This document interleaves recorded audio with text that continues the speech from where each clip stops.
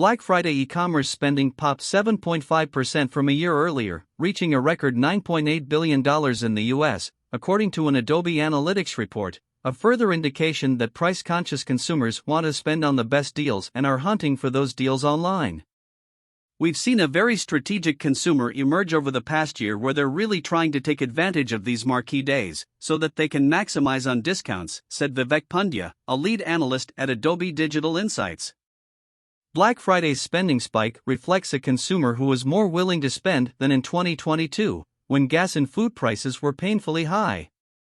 Pandya noted that impulse purchases may have played a role in the Black Friday growth since $5.3 billion of the online sales came from mobile shopping.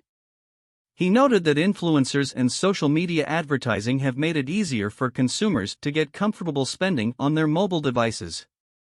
Still, shoppers are price-sensitive, managing tighter budgets due to last year's record inflation and interest rates.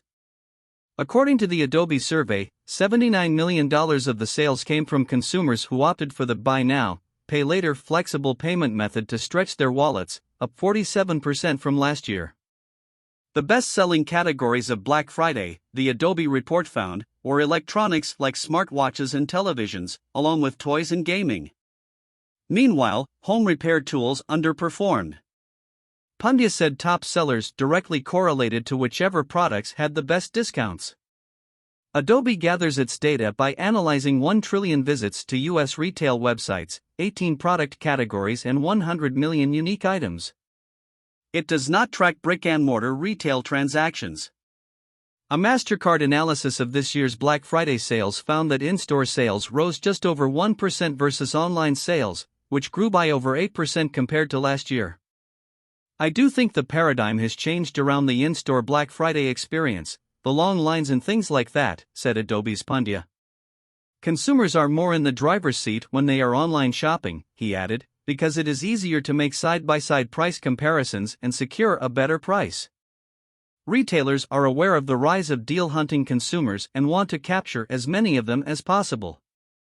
Companies like Best Buy and Lowe's have both announced higher discounting levels. Other retailers like Target and Ulta Beauty have rolled out pop-up promotions that offer 24-hour discounts on certain brands and items. Black Friday kept the momentum going from the day before on Thanksgiving when online sales totaled $5.6 billion, according to a prior Adobe analysis. Adobe expects the spending strength to hold over the weekend and through Cyber Monday with the biggest bargains still ahead. The report forecasts that online shoppers will spend roughly $10 billion over the course of Saturday and Sunday, and a record $12 billion on Cyber Monday. But spending will likely begin to taper off deeper into the holiday season, according to Pandya.